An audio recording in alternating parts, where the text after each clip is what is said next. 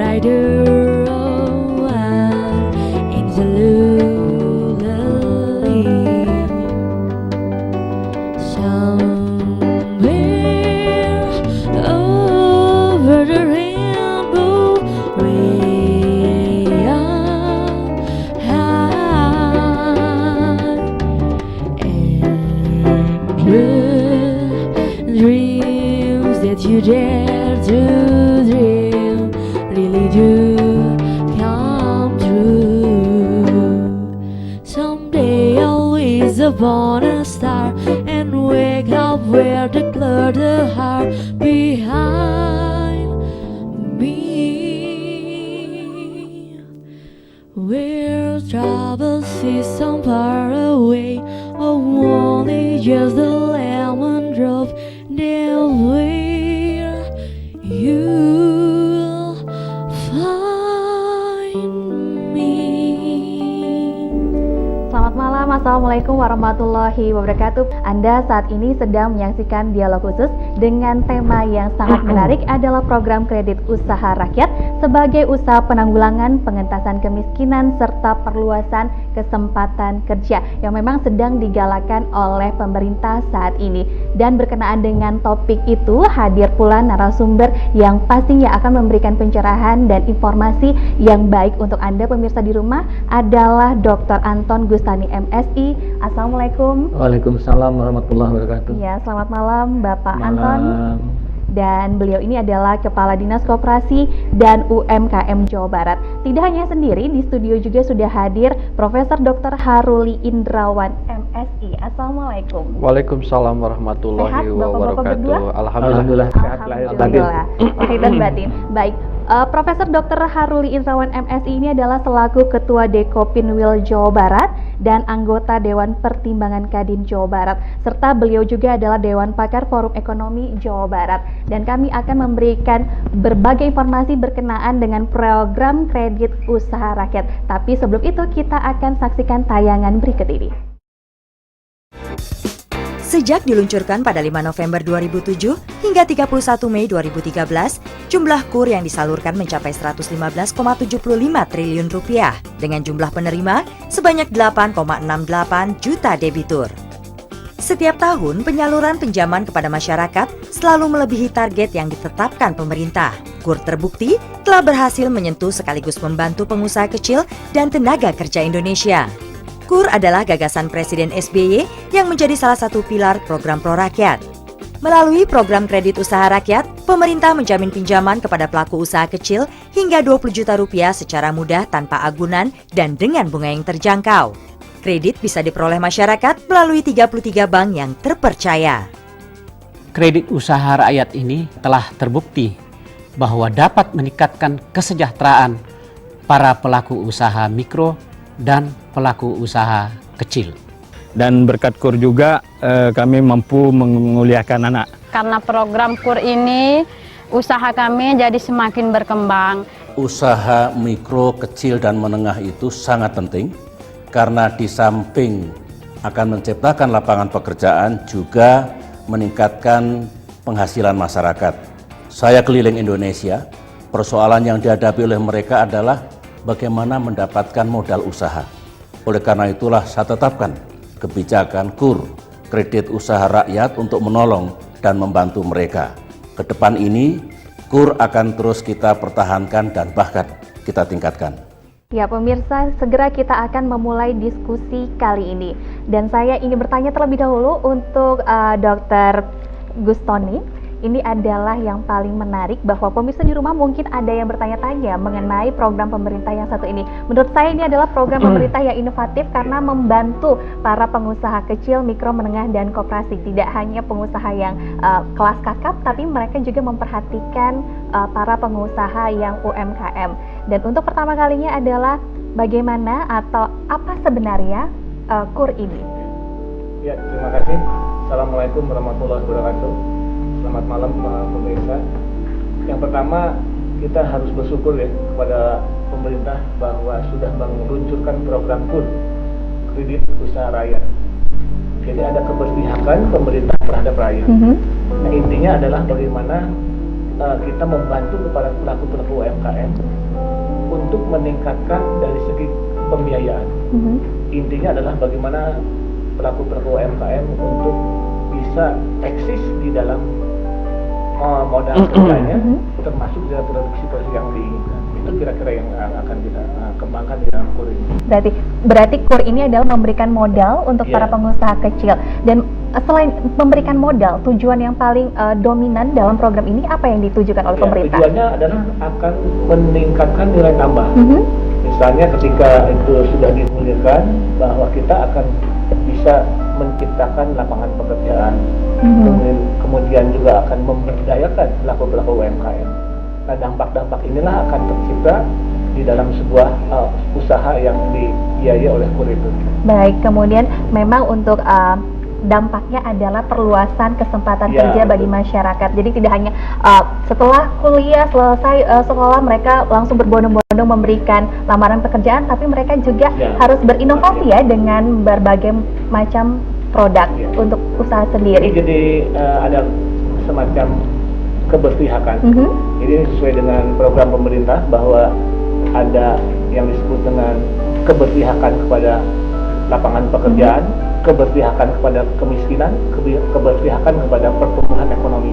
Baik. Ini yang penting. Yang penting adalah keberpihakan ya, Pak. Kemudian tidak semua usaha bisa mendapatkan program ini.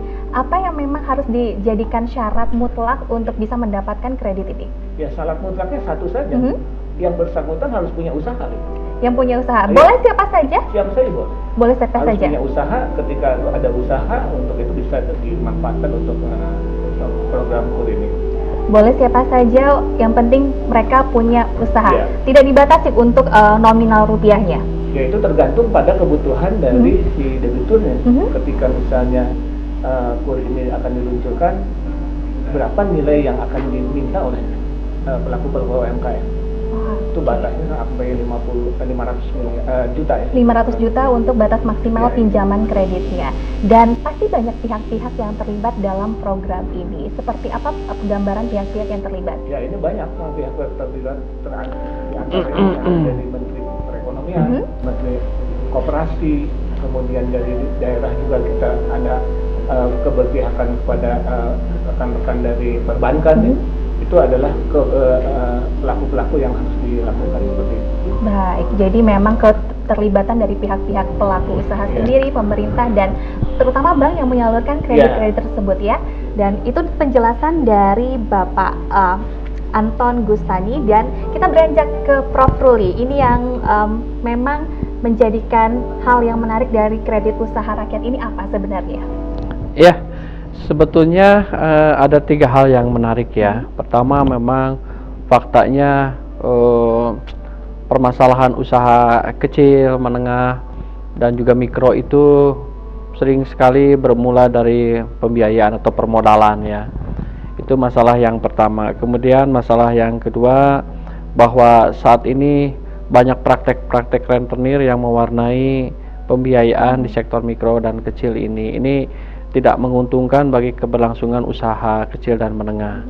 Dan kemudian yang ketiga, sejauh ini bahwa kesan pemerintah kurang memberikan perhatian kepada usaha-usaha kecil dan khususnya mikro ya, itu tertepiskan sudah. Jadi ini manfaat yang real, bahwa saat ini di dalam menyongsong terutama persaingan yang begitu ketat, terutama di dalam menyongsong pasar bersama ASEAN, memang usaha mikro dan kecil ini harus mempunyai kekuatan-kekuatan, diantaranya mudahnya mengakses pembiayaan. Kekuatan modal yang paling penting ya? Itu tidak paling penting, banyak faktor yang lain. Tapi masalah permodalan itu masalah yang sering sekali menghambat lajunya usaha mikro dan kecil. Oke. Dan kemudian Pak Ruli, bagaimana untuk penjamin dan dijaminnya dana yang telah diterima oleh para pengusaha kecil ini? Ya, tentu saja saya berbicara di dalam konteks dan kapasitas gerakan, yaitu Dekopinwil maupun juga para pengusaha yang ada di Kadin yang bergerak di bidang usaha mikro. Sejauh ini terus terang saja memang masih ada kendala-kendala teknis, karena memang kita tahu juga sumber pembiayaan KUR juga berasal dari modal masyarakat yang dikumpulkan perbankan, dan perbankan dengan sendirinya harus berhati-hati, itu satu. Tetapi kehati-hatian ini berimplikasi kepada masalah sistem penjaminan. Walaupun memang sudah ada ketentuan normatif bahwa di bawah 20 juta itu tidak perlu penjaminan ya. Kemudian juga beberapa usaha melalui Jamkrindo dan maupun Askrindo untuk menjamin, memang masih ada masalah-masalah. Tapi terlepas daripada masalah itu, kita perbaiki secara terus-menerus, diharapkan seperti itu. Tetapi secara umum melalui sistem penjaminan juga banyak membantu para usaha kecil di dalam masalah pembiayaan. Baik, dan tentunya dibantu dalam masalah penjaminan ya Pak? Iya, ya, tadi masuk dalam konteks penjaminan sudah ada upaya pemerintah, ya. Walaupun saya katakan tadi di sana sini perlu ada perbaikan, tapi itu sudah sangat membantu paling tidak bagi tadi para pengusaha yang dia itu sebetulnya visible tapi nggak bankable gitu ya, nggak punya jaminan, tapi usahanya memang bisa jalan, bisa. Dan baik pemirsa, kami akan segera kembali tentunya dengan informasi yang sama dengan topik kredit usaha rakyat dan siapa saja yang memang berhak atau dijadikan sasaran dalam program dari pemerintah ini. Kami akan membahasnya sesaat lagi. Cintailah cinta mereka, sayangilah sayang mereka, sebagai tanda ketulusan yang diinginkan mereka. Kadang manusia kan mengalami dan melaluinya. Kadang manusia tak menerima dan merelakannya. Satu saat kita bisa mendapatkan cobaan itu. Coba berpikir dalam bila mendapatkan cobaan itu. Cintailah cinta mereka, sayangilah sayang mereka, sebagai tanda ketulusan yang diinginkan mereka.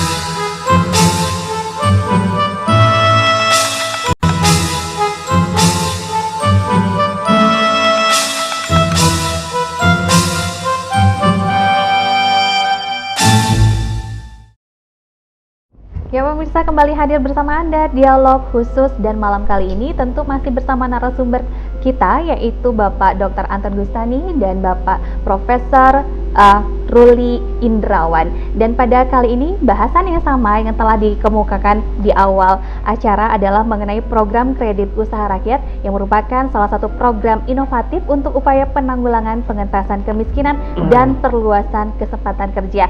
Dan tadi terakhir perbincangan kita sebelum iklan, Pak Ruli, ini adalah mengenai sasaran dari program ini. Ya, sasarannya adalah tadi pelaku-pelaku usaha di tingkatan mikro maupun juga kecil serta menengah. Memang upayanya untuk memperkuat permodalan mereka, ya, permodalan mereka. Itu sasarannya.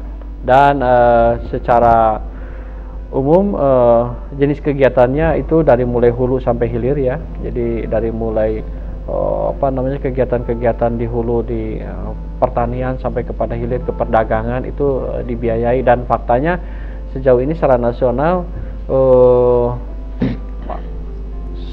semua kegiatan usaha itu relatif sudah mampu menyerap dana kur ini secara signifikan dan sesuai dengan target. Contoh konkret misalnya tahun 2013 ini ditargetkan itu sekitar 36 triliun ya. Dan sampai bulan Juli ini sudah melewati angka 18 triliun. Dan ini tersebar pada semua kegiatan masyarakat, terutama tadi kelompok-kelompok yang memang usahanya sudah berjalan dan bisa jalan dan punya prospek untuk jalan, tapi mereka tidak punya atau masalah dalam urusan penjaminan, khususnya pada usaha-usaha mikro itu.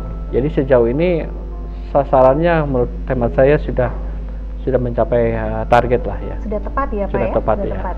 Dan dari tadi kita berbincang mengenai usaha kecil, mikro, menengah, dan koperasi. Sebenarnya itu usaha apa Pak Anton? Silakan.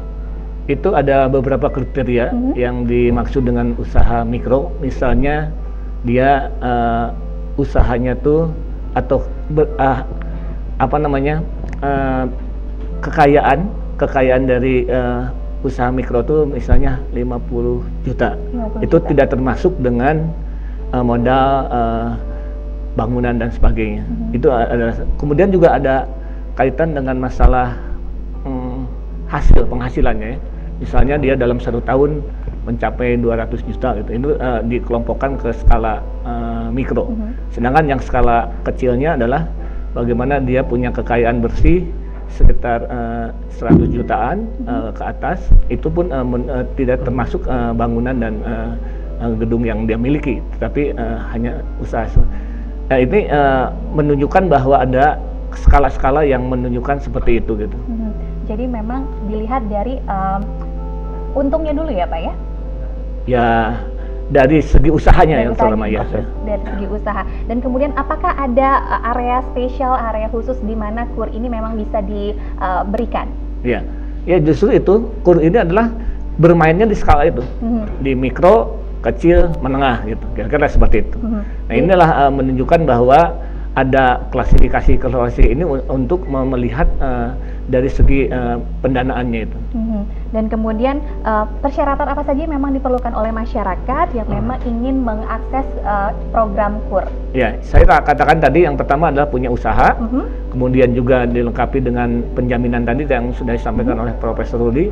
Ketika misalnya punya persoalan dengan penjaminan, nanti yang akan bergerak di PT Jamkrindo itu, ya, mereka bisa memberikan semacam jaminan, misalnya antara 70% dengan 30% gitu. Jadi Jamkrindo itu yang memberikan otoritas untuk diterima untuk program KUR atau tidak? Ya, betul. Betul. Dan beralih ke Prof. Ruli, bagaimana sih pendapat Prof. Ruli mengenai program ini dan bagaimana mekanisme yang sudah dijalankan oleh pemerintah mengenai dari program ini?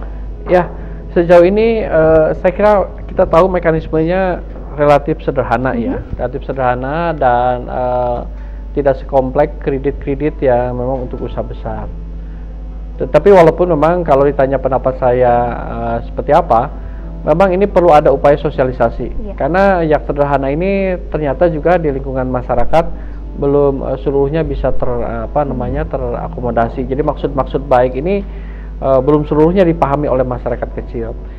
Jadi yang jadi masalah bagi KUR khususnya itu existingnya saat ini usaha mikro kecil ini relatif tidak terlalu mempermasalahkan bunga ya. Walaupun memang dari sisi yang lain itu masih harus dipikirkan ke depan. Tapi accessibility yang memang bagi mereka sebuah problem akibat sosialisasi yang saya kira harus dilakukan. Nah, di dalam kesempatan itu juga kami secara pribadi saya dengan pihak perbankan misalnya Bank Jabar ya dengan Pak Ari selaku direktur waktu itu pelayanan konsumen, kita berkunjung ke berbagai daerah untuk melakukan sosialisasi tentang KUR ini. Dan itu dibutuhkan oleh masyarakat, kejelasan itu. Jadi saya kira sejauh ini mekanismenya sepertinya sederhana kesimpulannya, tetapi yang harus ditingkatkan adalah bagaimana menjadi sesuatu yang bisa dipahami dengan mudah oleh masyarakat dan itu membutuhkan sebuah sosialisasi yang terus-menerus. Tapi sejauh ini saya katakan tadi Bank Pelaksana juga sudah melakukan upaya-upaya itu.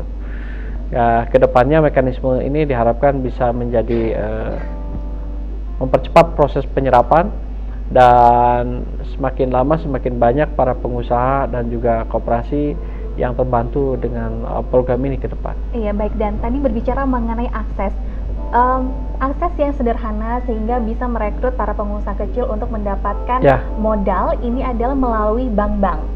Dari pemerintah sendiri sudah menyiapkan bank yang tidak sedikit tentunya, Prof, untuk membantu masyarakat. Ya, saya kira untuk kasus Jawa Barat, saya kira setidaknya ada kalau tidak salah 7 atau 8 bank pelaksana untuk itu. Di dalamnya juga ada Bank Jabar ya, yang hingga untuk kasus Jawa Barat ini dari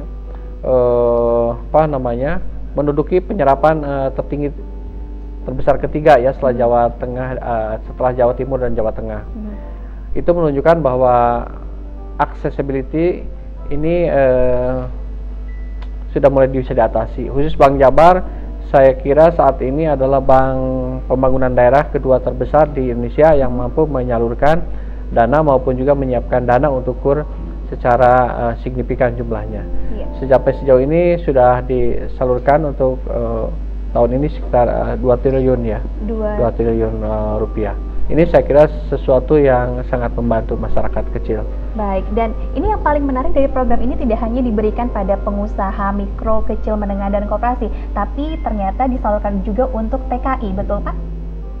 Ya, TKI itu kan posisinya sebagai apa? Misalnya saya pernah melihat di Sukabumi, para TKI berhimpun, mereka membentuk sebuah koperasi.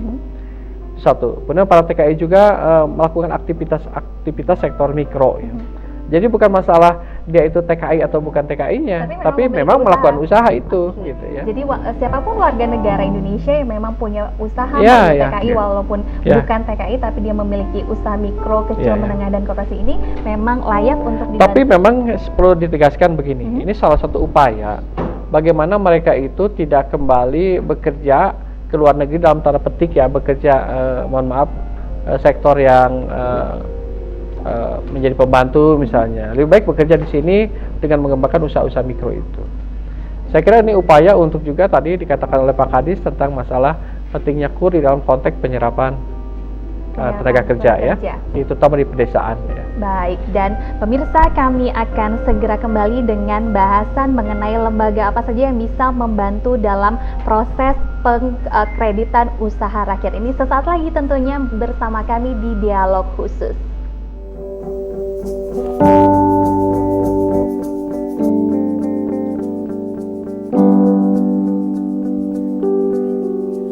So sunrise tonight, you and I, we're beautiful like diamond in the sky. Eye to eye, summer love, we're beautiful like diamond in the sky. Shine bright like a diamond, shine bright like a diamond, shine bright like a diamond. Shine bright like a diamond, shine bright like a diamond, shine bright like a diamond.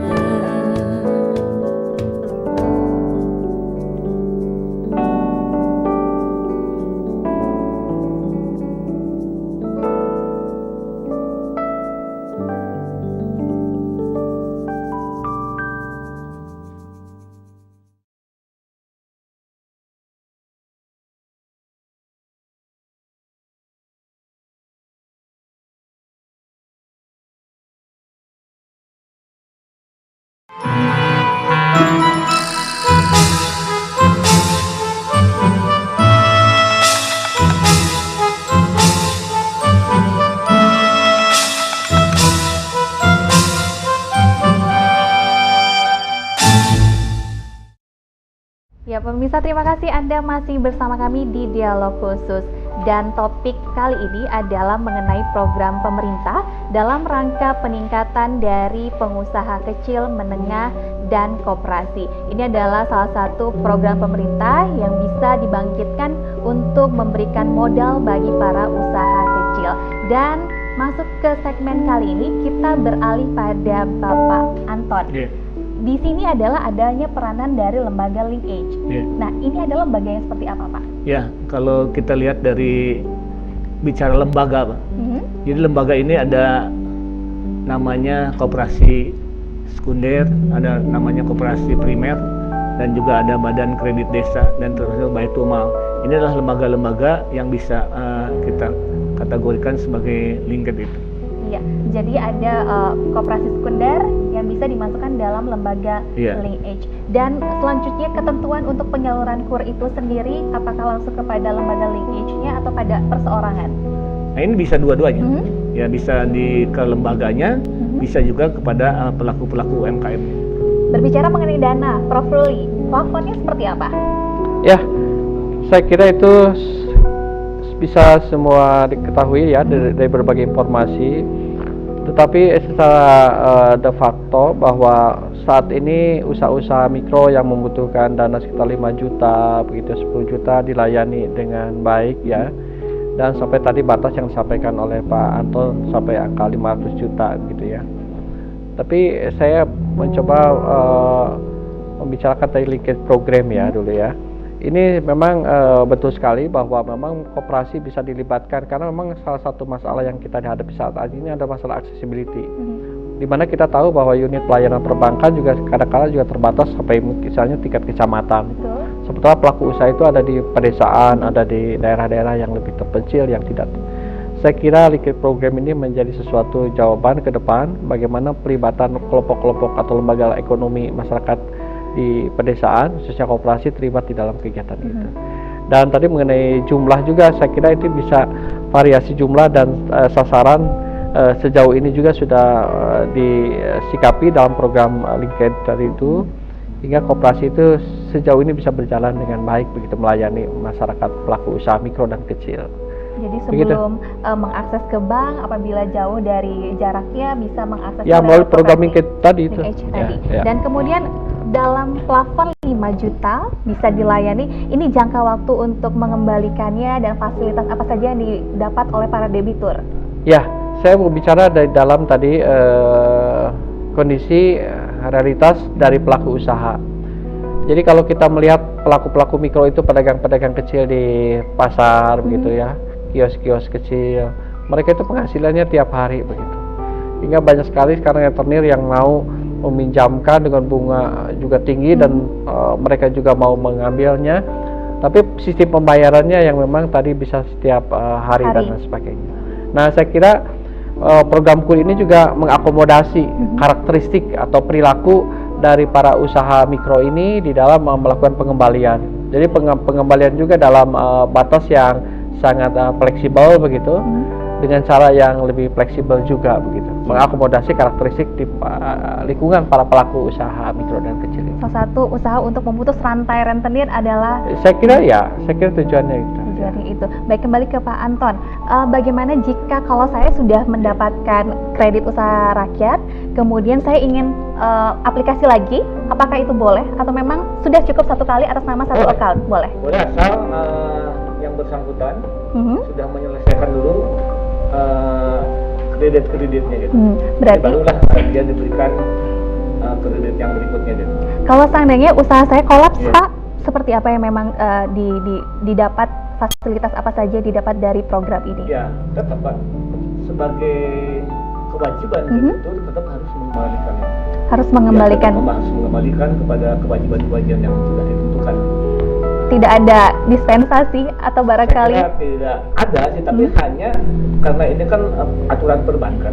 Aturan perbankan itu sangat rigid sekali terhadap hal-hal seperti ini. Iya, program pemerintah ini sudah digulirkan sejak tahun 2007. Bagaimana perkembangannya sampai 2013 kali? Ya, saya kira dari tahun ke tahun terus berkembang itu uang yang digulirkan kepada pelaku-pelaku UMKM. Nah, ini menunjukkan bahwa perkembangan dari UMKM itu sangat membutuhkan program ini gitu. Kira-kira seperti itu.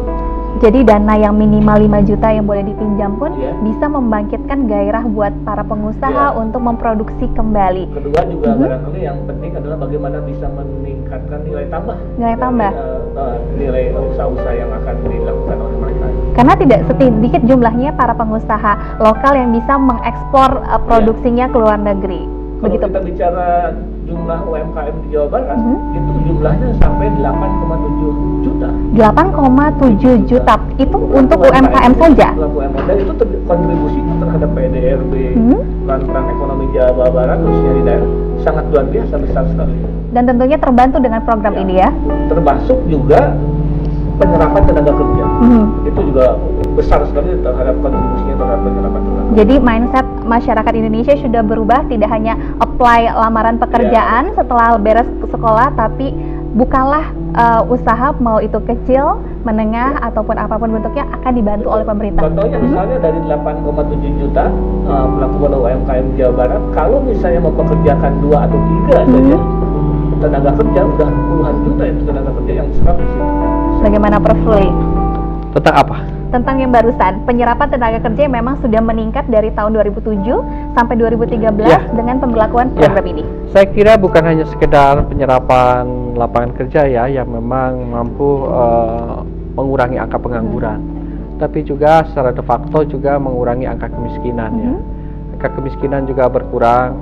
Mudah-mudahan sebagaimana target 2014 ini bisa di bawah 8% angka kemiskinan kita lah ya.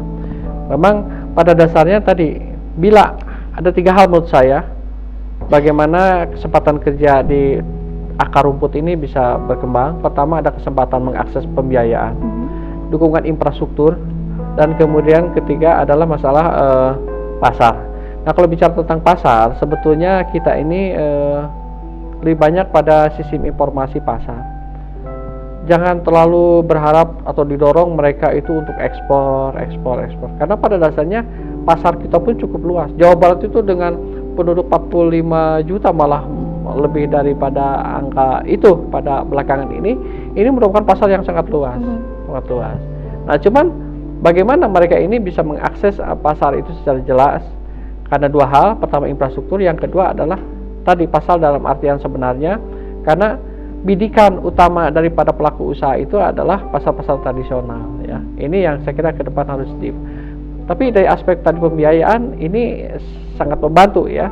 Karena seperti di pedesaan ya, masyarakat pelaku usaha terutama di sektor pertanian, mereka itu untuk mendapatkan 5 juta di pedesaan itu sangat sulit ya. Tapi melalui KUR ini diharapkan masalah pembiayaan itu masalah yang bisa diatasi dalam jangka pendek ini. Tinggal nanti dukungan tadi lagi-lagi infrastruktur dan juga revitalisasi pasar tradisional sebagai akhirnya target daripada pemasaran produk mereka. Jadi targetnya adalah revitalisasi terlebih dahulu, kemudian merangkul para pengusaha kecil untuk lepas dari rentenir, barangkali seperti itu. Ya.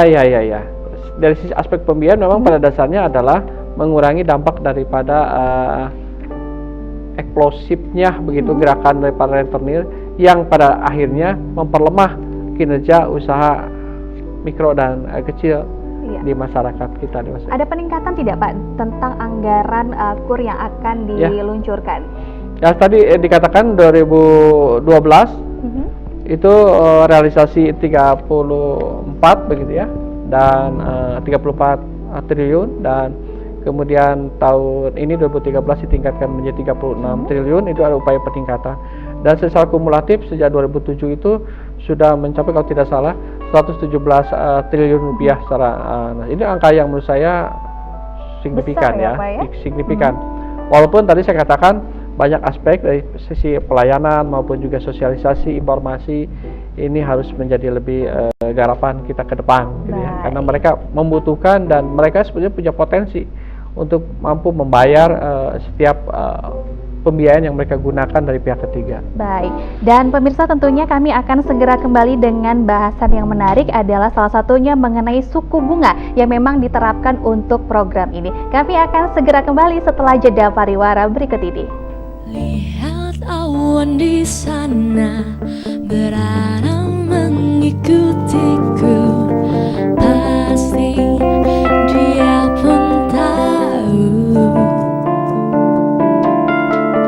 Ingin aku lewati lembah hidup yang tak indah, namun harus ku jalani berdua denganmu, pasti lebih baik.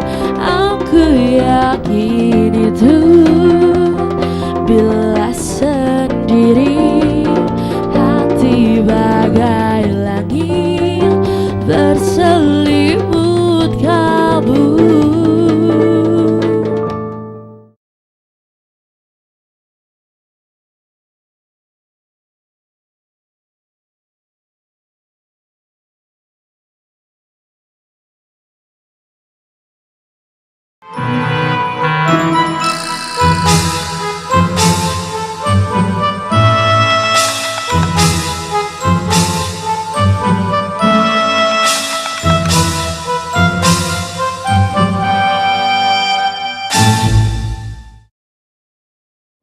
Pemirsa, terima kasih Anda masih bersama kami di dialog khusus pada malam kali ini dan masih bersama saya Krisanti. Topiknya adalah masih mengenai program pemerintah mengenai kredit usaha rakyat dan masih bersama kami juga narasumbernya adalah Bapak Dr. Anton Gustani dan Bapak Ruli Indrawan.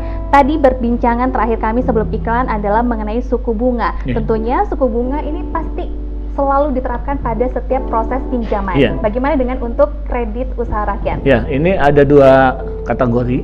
Ketika untuk retail misalnya ada debitur atau pelaku-pelaku UMKM untuk kegiatan retail itu suku bunganya sebesar 14% maksimal.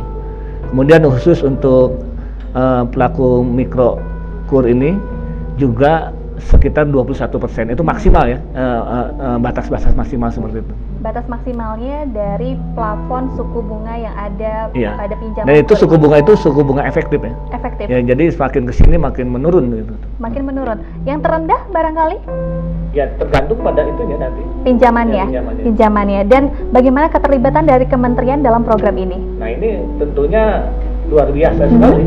Jadi keterlibatan dari Kementerian Koperasi KUKM, kemudian juga dari bank-bank yang penyalur ini sangat menjadi sesuatu yang paling penting karena mereka harus tahu persis apa yang akan disalurkan, kemudian syarat-syarat apa yang akan dipenuhi oleh mereka. Baik, ada proses dari kementerian itu sendiri dan peranannya. Untuk Pak Ruli sendiri, peranan kementerian seberapa besar? Saya kira kalau kita melihat dari struktur program ini, pertama KUR sendiri berasal dari dana masyarakat yang dikelola oleh perbankan ya, menggunakan mekanisme perbankan. Itu satu. Kemudian apa keterkaitan daripada kementerian terkait khususnya KUKM? Saya kira yang paling penting dan menonjol saat ini sudah dijalankan yaitu tadi sosialisasi, kemudian juga upaya-upaya pendampingan kepada kelompok-kelompok usaha, pelatihan-pelatihan supaya mereka ini semakin lama semakin kuat. Setelah dibantu pembiayaan, mereka bukannya tambah dibebani oleh pembayaran pinjaman, tetapi mereka menjadi lebih profesional. Ini termasuk dari dana hibah tidak Pak dari pemerintah? Saya kira dalam skim di luar KUR ini juga banyak dana-dana hibah dan juga skim-skim yang lain yang memang tadi upaya akhirnya adalah memperkuat dari performa atau kinerja para usaha mikro dan kecil serta koperasi. Bagaimana Pak Anton? Ya, jadi sekali lagi Pak, saya tekankan bahwa dana KUR ini bukan dana hibah. Bukan. Ya. Jadi kalau dana hibah kan sesuatu yang dihibahkan kepada pelaku-pelaku usaha yang tidak perlu dikembalikan tanpa pengembalian. Ya, sedangkan KUR ini ada persyaratan-persyaratannya, harus mengembalikan, kemudian dalam kurun waktu 3 tahun atau 5 tahun, suku bunganya berapa, kemudian juga ketika misalnya kolem agunan menjadi sebuah jaminan yang harus dilakukan seperti itu. Jadi sekali lagi kepada masyarakat ini sekali lagi bukan dana hibah karena memang ada proses-proses yang sendiri ya, dan terlibat juga dari lembaga bank untuk menyalurkannya. Iya, itu bank-bank itu yang kita di pemerintah ditunjuk ada beberapa bank, misalnya Bank BNI, BRI, Mandiri, Biokopin dan sebagainya itu banyak. Dan 26 bank pembangunan daerah tentunya. Ya, bank pembangunan daerah betul termasuk itu. Ya. Kemudian bagaimana dengan manfaat KUR ini sendiri bagi pemerintah tentunya, bagi masyarakat luas tentunya? Ya khusus untuk pemerintah kan berarti berpihak menjalankan kebijakan-kebijakan pemerintah yang seperti saya katakan tadi, ada keberpihakan kepada pengangguran, ada keberpihakan kepada kemiskinan dan pertumbuhan ekonomi. Ini menunjukkan bahwa implementasinya dalam bentuk KUR gitu. Baik. Sedangkan yang diterima oleh manfaat dari langsung oleh pelaku-pelaku UMKM intinya adalah tadi bagaimana dia bisa percaya diri, kemudian juga bisa memproduksi hasil-hasil dari produk UMKM-nya. Dan yang paling penting adalah bagaimana meningkatkan nilai tambah yang saya kemukakan tadi. Tadi pernyataan Bapak sedikit menarik adalah adanya tentang agunan. Bagaimana untuk agunan pinjaman berapa saja memang mengharuskan ada agunan? Ya itu tadi ketika di bawah angka 20 juta ke bawah tidak perlu ada agunan. Dari 20 juta ke bawah. Dari 20 juta ke atas itu harus ada agunan. Nah itulah tadi saya katakan ketika misalnya pelaku-pelaku UMKM kesulitan untuk agunan, ada jam itu tadi Jam Krido itu yang menjamin ketika dia menjadi persoalan di situ. Ada PT Askrindo, PT Askrindo, Asuransi Kredit Indonesia. Jam Krido, ya itu adalah bentukan-bentukan dari pemerintah juga. Ini sebesar berapa sih Pak jaminan yang memang diberikan? Ya 70% dengan 30%. 70% Jadi si debitur, si pelaku-pelaku UMKM itu cukup misalnya jaminannya 30%, yang 70% di cover oleh tadi jaminan itu. Baik, ini kan program pemerintah yang sangat bagus. Kemudian akses dan persyaratannya juga cukup mudah ya Pak Ruli. Kemudian bagaimana sih dengan pengawasan pelaksanaan KUR ini selama kurang lebih dari 2007 sampai 2013 hampir 6 tahun? Saya kira ini sebagai sebuah kegiatan perkreditan melalui perbankan. Untuk melihat sampai sejauh mana keberlangsungan, kita bisa lihat dari NPL ya. Sejauh ini sih NPL-nya masih pada tingkat yang bisa ditolerir ya. Di beberapa bank itu di bawah 5% malahan. Memang ada sampai mendekati angka 9%, begitu 7%. Saya kira pengendalian di dalam konteks kredit perbankan tetap dilakukan oleh Bank Indonesia. Tetapi yang paling penting adalah pengendalian dari kinerja usaha mikro kecil sebagai sasaran dari KUR.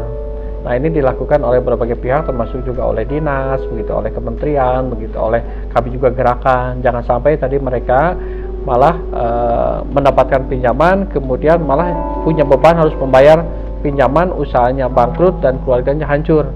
Nah, jadi diharapkan di dalam kaitan pengendalian yang dilakukan di luar perbankan adalah bagaimana ini betul-betul KUR ini menjadi sebuah daya ungkit bagi bangkitnya kinerja usaha mikro kecil di bawah naungan Liket Program dengan pihak koperasi ya. Dengan demikian mereka bukan hanya sekedar menerima dana pinjaman, tapi juga bisa menjalankan, tadi kata Pak Kadis, bisa mendapatkan nilai tambah, dan semakin lama mereka, karena ada fungsi edukasi di dalam KUR ini, menjadi juga pengguna jasa pinjaman perbankan yang lebih profesional begitu ya, dengan jumlah yang lebih besar. Kemudian dari sisi perbankan juga, perbankan saat ini setelah reformasi terikat oleh undang-undang perbankan yang memang sangat, tadi dikatakan Pak Anton, rigid, kalau menurut saya hati-hati begitu. Memang membutuhkan sebuah upaya lebih mensopkan, di mana peraturan itu tetap dipegang secara prinsip, tetapi bagi masyarakat bukan lagi sesuatu yang menakutkan. Misalnya tadi terobosan dengan lembaga penjamin kredit itu sebuah langkah yang bagus. Kemudian dari sisi aspek pemerintah dalam artian non perbankan, yaitu adalah tadi pendampingan bagi penerima kredit.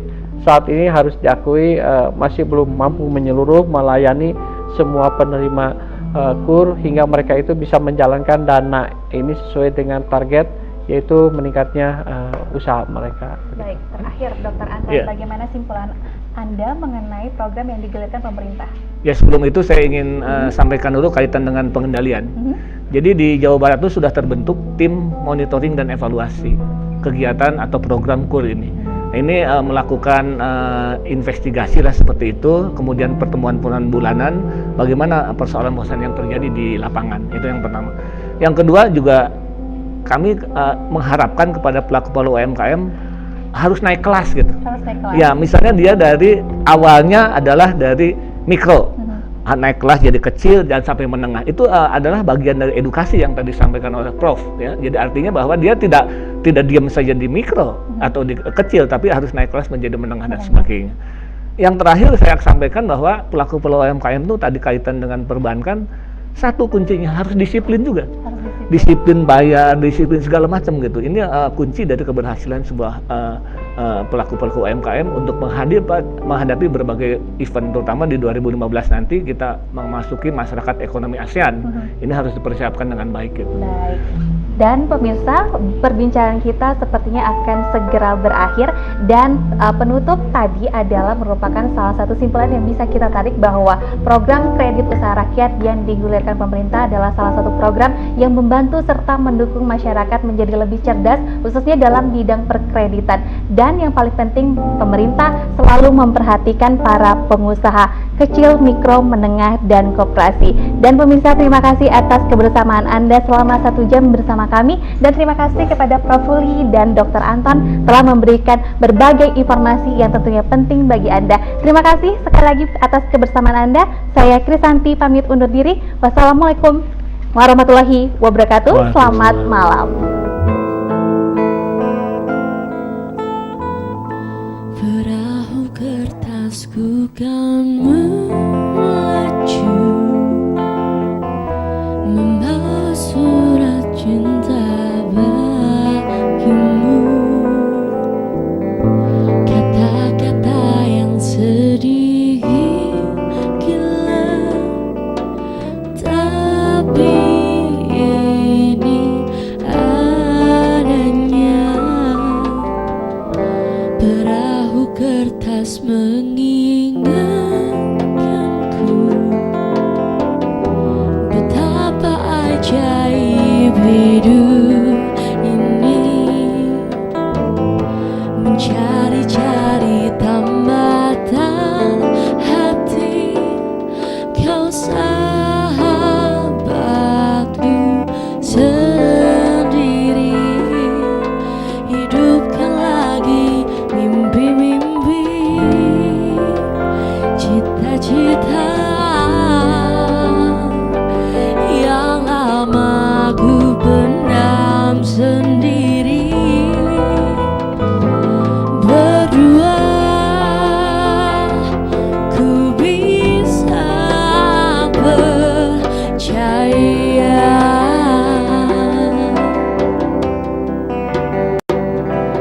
ku bahagia kau telah terlahir di dunia, dan kau ada di antara miliaran manusia, dan ku bisa dengan radarku menemukanmu.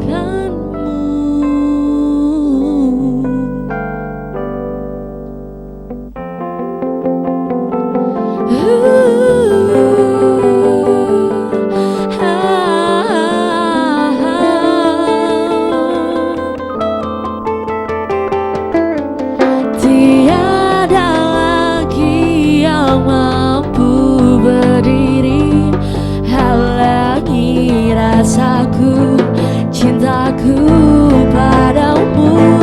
Ku bahagia kau telah terlahir di dunia,